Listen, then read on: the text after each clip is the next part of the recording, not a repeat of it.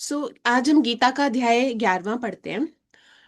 तो गीता के अध्याय 11 में उन्होंने कृष्ण जी ने विश्व रूप दर्शन योगा के बारे में बताया। यानी कि अगर मैं इसको वैसे समझाऊं तो अ, कुरुक्षेत्र में जो युद्ध भूमि थी वहां पे दो, एक तरह से समझ लो, दोनों तरफ की सेनाएं तैयार थी। वहां पर शंख बज रहे थे, लड़ाई का माहौल था, अभी कुछ शुरू नहीं हुआ था, लेकिन अर्जुन के मन में बहुत सारी कंफ्यूजन थी, जिसको हमने अभी इतने चैप्टर्स में पढ़ा है। तो अर्जुन का मन अभी भी शांत नहीं था, अभी भी कुछ कुछ क्वेश्चन दिमाग में थे।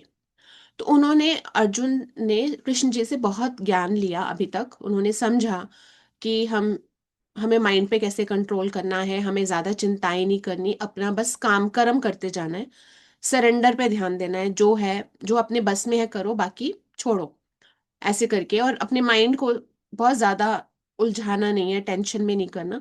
तो ऐसे ऐसे करके उन्होंने अलग अलग चैप्टर में समझाया। लेकिन अर्जुन के दिल में अभी भी एक सवाल था। अर्जुन कृष्ण जी से पूछते हैं कि मैं आपकी बातों पर विश्वास करता हूँ जो आपने मुझे अभी तक शिक्षा दी, पर मैं आपको देखना चाहता हूँ कि आप रियली में क्या हो।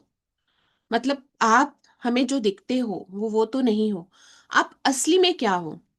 तो मुझे अपना असली का रूप दिखाइए। तो कृष्ण उन्हें बहुत प्यार से मुस्कुराते हुए बोलते हैं कि अर्जुन, ये जो तुम देखना चाहते हो, मेरा असली रूप, वो नॉर्मल आंखों से नहीं देख सकते। वो आपकी नॉर्मल आंखों से नहीं दिखता। उसके लिए दिव्य दृष्टि की जरूरत होती है। तो कृष्ण ने उनको थोड़ी देर के लिए दिव्य दृष्टि दी, यानी एक ऐसी नजर जो सिर्फ बाहर नहीं अंदर भी देख सकती है, जो सच्चाई देख सकती है एक तरह से। तो अर्जुन ने क्या देखा, अचानक से कृष्ण सिर्फ कृष्ण नहीं रहे उस टाइम।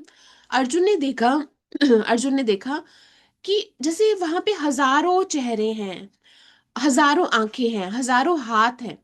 यानी पूरा ब्रह्मांड, पूरा यूनिवर्स कृष्ण के शरीर के अंदर था। सूर्य, चांद, तारे, देवता, ऋषि, सब। तो अर्जुन ने देखा, लोग जन्म ले रहे हैं, लोग जी रहे हैं, और लोग मर भी रहे हैं। उन्होंने सारा कुछ वहां पे देखा, सब एक साथ। तो उन्होंने क्या देखा कि युद्ध, मतलब एक तरह से युद्ध के योद्धा कृष्ण के मुंह में जा रहे हैं। यानी जो वहां पे योद्धा हैं वो, यानी मृत्यु भी वहां पे जा रही है, और मतलब मरने के बाद भी वो वहां जा रहे हैं। कहने का मतलब है सब कुछ उस रूप में था। तो कृष्ण ने कहा, मैं कल हूं अर्जुन, मैं समय हूं, जो होना है वो होगा, कोई रोक नहीं पाएगा। तो अर्जुन वो एकदम से, जैसे होता है ना, हम कोई एकदम से ऐसी चीज देखते हैं और शॉक से हो जाते हैं, डर सा लगने लग जाता है। तो ये दृश्य देख के, ये पूरा देख के, नजारा देख के, वो अर्जुन थोड़ा एकदम से कांपने से लगे, ये क्या है। तो ये दृश्य बहुत ही पावरफुल दृश्य था। तो इसको जब आप एक बार किसी को देखोगे एकदम से, तो एकदम से लगेगा ना ये क्या है एकदम से। तो वो कहते हैं कि मैं आपको पहचान नहीं पा रहा हूँ, मुझे डर लग रहा है, तो प्लीज अपना शांत रूप दिखाओ। ये एक तरह से हमारे सबकी, अगर अभी मैं इसको सबको इन सारी चीजों को रिलेट करके बताऊंगी हमारी लाइफ से कैसे रिलेटेड है। जब सच बहुत बड़ा हो जाता है, या हम कोई ऐसी चीज, बड़ी चीज देख लेते हैं जिसके बारे में नहीं पता होता, तो एकदम से ऐसे लगता है कि अचानक से अचंभा सा हो जाता है, घबराहट से होती है, ये क्या है एकदम से। तो अब वो कृष्ण का शांत रूप देखना चाहते हैं। वो कृष्ण का शांत रूप जिसमें तेज हो, और लगे कि हाँ, उस रूप को देख के शांति मिल रही है। तो कृष्ण का तेज धीरे धीरे शांत हो गया, और वो फिर से वही कृष्ण बन गए, जिनके मतलब फेस पर एक अजीब सी मुस्कुराहट, प्यारी सी मुस्कुराहट, और जैसे उसको देख के शांति फील होती है, प्रेम फील होता है, इस टाइप से। तो कृष्ण ने कहा, अर्जुन, ये विश्व रूप सब नहीं देख सकते, मुझे तुम डर से नहीं, प्रेम से देखो, भक्ति से देखो, और श्रद्धा से देखो। जब तुम्हारे अंदर वो प्रेम, भक्ति और श्रद्धा होगी, तब तुम मेरा असली रूप जान पाओगे। अब मैं इसको, अगर दूसरी, मैंने जितना अभी तक बताया है, इसको अगर मैं अपनी लाइफ के एग्जाम्पल से देखूं, तो अर्जुन कौन है? अर्जुन हम सब है। अर्जुन कंफ्यूज है, डरे हुए हैं, क्लैरिटी चाहिए उनको। हम भी अपनी लाइफ में कंफ्यूज होते हैं, बहुत सारे मोमेंट्स आते हैं ऐसे। अचानक से कोई बीमारी आ गई, अचानक से किसी का कुछ सुन लिया, पैसों का प्रेशर आ गया, फाइनेंशियल इश्यूज आ गए, जॉब का लग रहा है इनसिक्योरिटी है, नहीं कुछ हो रहा, फैमिली की रिस्पॉन्सिबिलिटी बढ़ गई एकदम से। तो हमें ऐसा लगता है ना, कंफ्यूजन होती है कि क्या मैं सब कुछ सही कर रही हूँ, फिर भी अगर सही कर रही हूँ तो ये मेरे साथ क्यों हो रहा है, मैंने ऐसा क्या करा है। सो मतलब ये जो क्वेश्चन है ना, हर इंसान के मन में कभी ना कभी जिंदगी में उठते ही हैं। तो मुझे सिर्फ, कृष्ण का मतलब था इसमें कि मुझे सिर्फ ज्ञान नहीं चाहिए, आप मुझे सही आंसर दो, अपना सही रूप दो। तो वही होता है ना, हमें भी लगता है ना कि कई बार हम एक ऐसे फेज में फंस जाते हैं कि मुझे समझना है कि मेरे साथ क्यों हो रहा है, वैसे वाला फेज। जब दिव्य दृष्टि की बात करी तो वो, दिव्य दृष्टि का मतलब होता है कि हमारी जिंदगी में जब कोई सिचुएशन आती है उसको ऊपर से देखना, उसको पूरा समझना, एनालाइज करना। तो कृष्ण अर्जुन को स्पेशल विजन देते हैं, दिव्य दृष्टि देते हैं। ठीक है, तो अब दिव्य दृष्टि का मतलब कोई मैजिक नहीं है।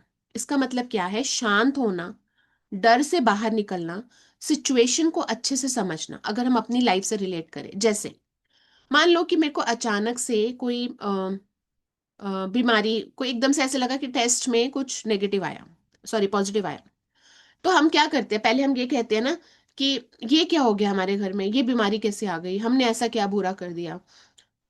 पहले तो आप सबसे पहले अचंभे में जाओगे, ऐसा कैसे हो सकता है, मैं इतनी नॉर्मल डाइट लेती हूँ, ये होती है। लेकिन फिर जब आप सारी समझोगे तो डेफिनेटली मेरे से कुछ तो गड़बड़ हुई है, मैंने अपना ध्यान नहीं रखा, मैंने स्ट्रेस ज्यादा लिया, मैंने सही से अपनी डाइट का ध्यान नहीं रखा। ये होती है हमारी पूरी एनालिसिस, जिसको हम कहते हैं दिव्य दृष्टि, कि हमने मोर समझ से काम किया। ऐसे ही मान लो कि हमारे ऊपर कुछ कर्जा हो गया, हमने मतलब ऐसे अचानक से लगा कि हम पे नहीं कर पाएंगे, जॉब छूट गई या कुछ ऐसा हुआ। जब हम उसको, जैसे ही जॉब छूटेगी तो हम घबरा जाएंगे, रोने लगेंगे, परेशान हो जाएंगे, इधर उधर भागेंगे। जब आप शांत मन से पूरी सिचुएशन को समझते हो, डर से नहीं, पूरी सिचुएशन को समझते हो कि कहाँ मिस्टेक हो गई, क्या ठीक करना चाहिए था मुझे, जब इस भाव से समझते हो कि मुझे इस जो भी मेरे साथ हुआ है, इससे मुझे कुछ सीखना है आगे के लिए ताकि ना हो, तो आपको समझ आता है कि हाँ, मुझे ये चीज नहीं करनी चाहिए थी, वो चीज नहीं करनी चाहिए थी, अगर मैं नहीं करती तो बेटर काम होता। मतलब कहने का मतलब ये है, दिव्य दृष्टि का मतलब है समझदारी, वो दिव्य दृष्टि जो आप अपने अंदर झांक कर देखो कि हाँ, मुझे ये चीज ठीक करने की जरूरत है, जिससे मैं अब निकल सकती हूँ। ऐसी दिव्य दृष्टि, प्रॉब्लम आई, उस प्रॉब्लम पे फेस ना कर, सिर्फ प्रॉब्लम पे कंसंट्रेट ना करके आप सॉल्यूशन ढूंढो, प्रॉब्लम को पूरा एनालाइज करो, समझदारी से करो, वो होती है दिव्य दृष्टि हमारी आज की सिचुएशन के हिसाब से।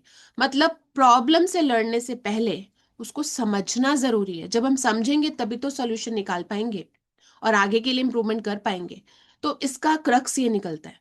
फिर आगे मैंने एक पॉइंट बोला था कि अ, विश्व रूप।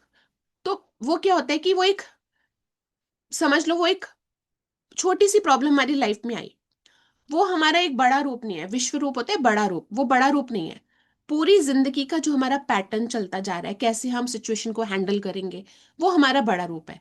तो अर्जुन पूरा यूनिवर्स, पूरा ब्रह्मांड एक साथ देख लेते हैं।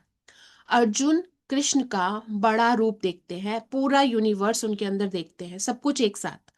उसी तरह से जब हमारी जिंदगी में कोई प्रॉब्लम आती है, तो वो प्रॉब्लम, जैसे मान लो पैसों की कोई प्रॉब्लम आ गई, स्ट्रगल आ गई, हम सोचते हैं कि इस साल पैसा क्यों नहीं बच रहा।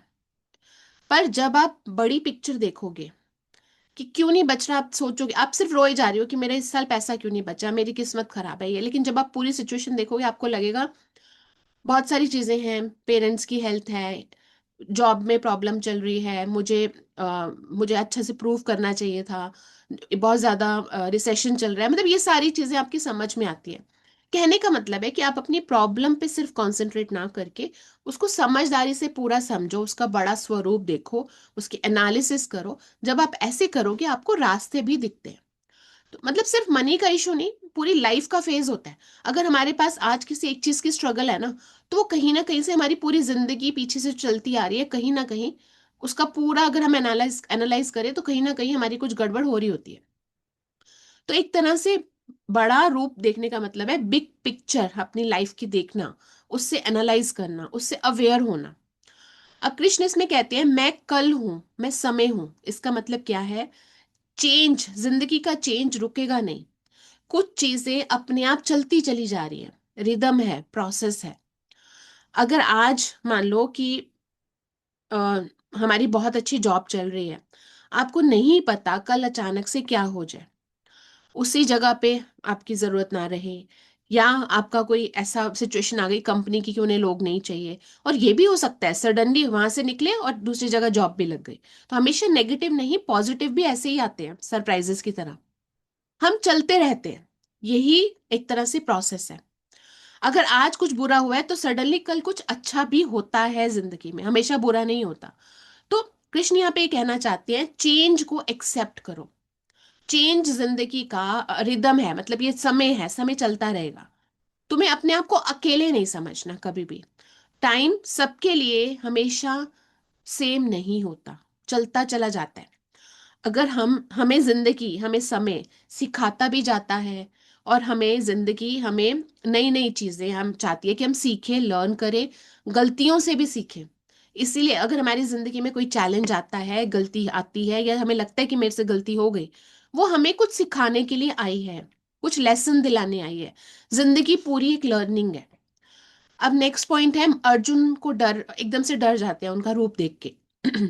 उन्हें क्यों डरते हैं? एक्चुअली डर इसमें बुरा नहीं है। वो ये कहना चाहते हैं कि मतलब कृष्ण के अंदर इतना सब, ये कैसे? उनको एक सडनली ना अजीब सा लगता है कि ये कैसे, मतलब। तो उनका कहने का मतलब ये है कि जैसे हमारे जिंदगी में एकदम से कोई स्ट्रगल आती है, मान लो अचानक से कोई मेडिकल रिपोर्ट ऐसे आ गई, तो हम एकदम से अचंभे में नहीं पड़ जाते, ये कैसे हो सकता है मुझे? तो यानी क्या मतलब, मैं ये हैंडल ही नहीं कर पा रही हूँ। इस डर का मतलब ये हो कि मैं ये हैंडल नहीं कर सकती जो मैं देख रही हूँ। तो डर का मतलब कमजोर होना नहीं है यहाँ पे। डर का मतलब है कि उसे एक्सेप्ट करना। कोई भी सडनली कोई चीज आती है, आप एकदम एक्सेप्ट नहीं कर सकते, ह्यूमन बींग्स हैं हम लोग। हम क्या करते हैं, पहले उसको एकदम से चंबे से देखेंगे, घबराएंगे, डरेंगे, फिर धीरे धीरे नॉर्मल आते हैं, उसको एक्सेप्ट करते हैं। तो कृष्ण का जब वो शांत स्वरूप देखते हैं, कृष्ण का शांत स्वरूप, हमारा एक तरह से समझ लो हमारे साथ कोई है, हमेशा हमारे साथ कोई सपोर्ट सिस्टम है। तो कृष्ण तुरंत अपना नॉर्मल सा रूप दिखाते हैं, शांत सा रूप दिखाते हैं, जिसमें उनके फेस पर चमक होती है और प्रेम दिखता है। तो वो शांत रूप का मतलब क्या है? जब भी हमें हमारी कोई ऐसी सिचुएशन आती है, कोई चैलेंज आता है, आपने देखा होगा हमें कोई सॉल्यूशन भी मिलता है, या तो वो किसी पर्सन की फॉर्म में मिलेगा, कोई इंसान हमारे सामने सॉल्यूशन लेकर आएगा, हमारे दिमाग में आएगा, कोई हमारी हेल्प के लिए आ जाएगा, या सडनली, जैसे मैं एक मेडिकल का ही बता रही हूँ, रिपोर्ट है, आपको एक अच्छा सा डॉक्टर ऐसे मिल रहा है जो आपको बिना किसी प्रॉब्लम के आप निकल रहे हो वहां से। वो हमारा एक सपोर्ट सिस्टम है, जो भगवान का सपोर्ट सिस्टम है एक्चुअली। वो कोई भी हमारी जिंदगी में एकदम से आएगा, हमारी मदद करेगा, ये नहीं भी आ रहा हमारे लाइफ में ऐसा कोई सोल्यूशन आ गया जिससे हम निकल पा रहे हैं उस सिचुएशन से, तो पीछे का सपोर्ट सिस्टम कौन है? भगवान हमेशा हमारे साथ है। तो कृष्ण हमेशा हमारे साथ है। तो हमें हमेशा ये समझना है कि मैं अकेली नहीं हूं, मेरे साथ एक सपोर्ट सिस्टम है, चाहे आप भगवान का सपोर्ट मानो या जो भी मानो। ठीक है। तो अब ओवरऑल इस पूरे से क्या निकल के आ रहा है कि अपना कर्म करते चले जाओ, तुम अपना कर्तव्य निभाते जाओ, ये कह रहे हैं कृष्ण इसमें। आउटकम या रिजल्ट मेरे ऊपर छोड़ दो। जैसे अगर बीमारी आ गई है कोई सडनली, आप आराम से रिदम में शांत होकर कृष्ण का नाम लेते हुए, भगवान का नाम लेते हुए ट्रीटमेंट कराते चले जाओ, और अपनी लाइफस्टाइल जहां ठीक लगती है सुधारते चले जाओ। आगे क्या होगा वो उन पर छोड़ दो। पैसों की प्रॉब्लम आ गई है, सही से प्लान करो, देखो कैसे क्या क्या करना है, हर तरह से एंगल से सोचो, भगवान का नाम लो, अच्छी अच्छी अच्छी चीजें जो जो कर सकते हो करते चले जाओ। बाकी आउटकम रिजल्ट भगवान पे छोड़ दो, रिजल्ट के साथ बनना नहीं है। जॉब है, अपने स्किल्स को इम्प्रूव करते जाओ, ट्राई करते जाओ, एफर्ट लगाते जाओ। अगर लग रहा है जैसे जॉब में हो, तो अपने 2%, मतलब एक तरह से 2 गुना एफर्ट लगाओ। आप देखोगे आपको रिजल्ट उसी तरह के अच्छे ही मिलेंगे। एफर्ट जो है वो हमारा, मतलब कि अपने पूरी मेहनत करना, एफर्ट लगाना हमारा धर्म है। और रिजल्ट मिलना वो अपने आप मिलेगा, भगवान पे छोड़ दो उसके लिए। कहने का मतलब ये है, आप सिर्फ कर्म पे ध्यान दो, बेस्ट करो, पूरी ईमानदारी से करो, अपना पूरा पूरा समर्पण करके दो। लेकिन रिजल्ट छोड़ दो, रिजल्ट आपको उसी तरह से मिलेगा जैसे आप एफर्ट डालोगे, उसमें कोई डाउट मत रखो। फिर सरेंडर की बात होती है, तो सरेंडर यहाँ पे, सरेंडर का मतलब होता है जो बार बार हमारे हर अध्याय में दिया हुआ है, कि जब अर्जुन जो है वो ये कहते हैं कि अर्जुन सरेंडर कर देते हैं, कि शांत हो जाते हैं उसके बाद जब ये सारा समझते हैं, तो उन्होंने सब कुछ छोड़ दिया भगवान के ऊपर। सरेंडर का मतलब होता है कि अब मैं कुछ नहीं करूंगा, मैं बस छोड़ रहा हूँ सब कुछ, मैं अपना कर्म करूंगा, मैं अपना बेस्ट करूंगा और बिल्कुल डरूंगा नहीं, पैनिक नहीं करूंगा। जब ऐसा होता है तो इसका मतलब क्या हुआ? आपने भगवान को सरेंडर कर दिया। तभी तो बोलते हैं कि हमें रोज भगवान को सरेंडर करना है कि भैया भगवान, आज मैं ये कर सकती हूँ इस सिचुएशन के लिए, बाकी मैं आप पे छोड़ रही हूँ, आप देखो। आपने वो रिस्पॉन्सिबिलिटी अपने मुंह से बोलते हुए भगवान को देनी है। इससे आपके मन से सारी टेंशन खत्म हो जाती है। आप जब ये ऐसी प्रैक्टिस करने लगोगे ना, आप रोज देने लगोगे सुबह शाम की, भगवान अब आप देखो, तो आपके मन से ही वो सारी टेंशन खत्म हो जाती है। वो रिस्पॉन्सिबिलिटी जैसे लगता है कि हाँ मुझे तो इतना करना है, भगवान देखेंगे। जैसे होता है ना, हम हमारे ऊपर कोई एकदम रिस्पॉन्सिबिलिटी है, जैसे ही कोई और बंदा देखते हैं हम कहते हैं नहीं नहीं तुम करो, अभी मैं तो जा रही हूँ ऐसे।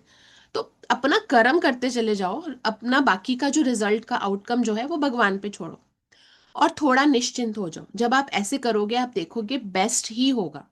लेकिन हाँ, अपने कर्म जो है उस पे आप पूरे एफर्ट डालो। फिर उसके बाद उन्होंने बोला कि जब हम भगवान पे भरोसा करते हैं तो हमारे अंदर स्ट्रेंथ आती है। यानी जब हम अपना पूरा ट्रस्ट, पूरा विश्वास, पूरा एक तरह से समझ लो अपने कर्म के बाद सब कुछ हम भगवान पे छोड़ते हैं, अब आप देखो, आप ही हो हमें देखने वाले। वहां पे हमें लगता है हमेशा कि मेरे साथ कोई है। चाहे हम बीमार हों, चाहे पैसे की प्रॉब्लम हो, चाहे जॉब की प्रॉब्लम है, चाहे घर की टेंशन्स है, जो भी कुछ है, आपने जो भी स्ट्रगल में हो, आपने बस भगवान को देते जाना है कि मैं इतना कर सकती हूँ, अब आप आगे देखो, मैंने अपना बेस्ट किया। उसके ऊपर भी आप चेक करते चले जाओ कि क्या मैं और कुछ कर सकती हूँ, मेरे हाथ में है और कुछ, ये है तो चलो ये भी करती हूँ, बाकी भगवान को दिया। इस तरह से जिंदगी, ये पूरा जो अध्याय है वो ये बता रहा है कि जिंदगी हमसे बड़ी है। जब हम अपना कंट्रोल छोड़ते हैं, कंट्रोल छोड़ने का मतलब है आप चीजें भगवान पे डालते जा रहे हो कि मैंने इतना किया अब आप देखो, तो हमें उतनी शांति मिलती है। जब हम सरेंडर करते हैं, सरेंडर का मतलब ये नहीं होता कि आपने गिव अप कर दिया। सरेंडर का मतलब है आप किसी पे भरोसा कर रहे हो कि वो हमारे लिए अब आगे देखेगा। तो कहने का मतलब वो है, दो लाइन में मैं इसका क्रक्स बताती हूँ कि मैं अपना बेस्ट करूंगी और जिंदगी पर पूरा भरोसा करूंगी कि सब सही होगा। बस ये दो लाइनें आपको वो शांति देती हैं। तो ओवरऑल कृष्ण इसमें ये सिंपल सा मैसेज देना चाह रहे हैं कि अपना काम ईमानदारी से करो, रिजल्ट मेरे ऊपर छोड़ दो, किसी से नफरत मत करो, सब में मुझे देखो। अर्जुन का मन शांत हो गया इस सब को सुनकर। उनका कंफ्यूजन जो था वो खत्म हो गया। उन्होंने अपना धनुष उठाया और अब डर के साथ नहीं, समझ के साथ उन्होंने उस धनुष को उठाया कि हाँ ठीक है मैं समझ गया, अब मैं अपना धनुष धनुष उठाता हूँ जो उन्होंने पहले छोड़ दिया था। तो सिंपल वर्ड्स में देखें तो लाइफ, जिंदगी हमारे कंट्रोल में पूरी तरह नहीं है, पर हम कैसे काम करते हैं वो हमारे हाथ में होता है। जब सच दिखता है, मतलब जब ये सारी चीज सच्चाई समझ आती है तो लगता है कि समझ आता है कि हम जो इतना घमंड कर रहे हैं, जो मैं में लगे हुए हैं, उसको अब छोड़ दें, कोई फायदा नहीं है उसका। बल्कि और शांति से, प्रेम से और सरेंडर से हमें शांति मिलेगी। और असली विजय जो है अपने मन की शांति है। तो यहाँ पे ओवरऑल पूरा कृष्ण यही कहना चाहते हैं कि तुम अपना बेस्ट दो, बाकी सब भगवान पे छोड़ दो, वो संभाल लेंगे। और जब हम ऐसे करते हुए चलेंगे, हम अपना अंदर से शांत रहेंगे और आप देखोगे आपको अपने आप ना सॉल्यूशन मिलते जाएंगे, आपको रास्ता दिखता जाएगा अपने आप कि क्या करना है, आगे क्या करना है। आप अपने अंतर मन के साथ कनेक्ट हो जाओगे, आपको अंदर से ही रास्ते मिलेंगे। ये ओवरऑल इसका पूरा क्रक्स है जो इस अध्याय 11 का है।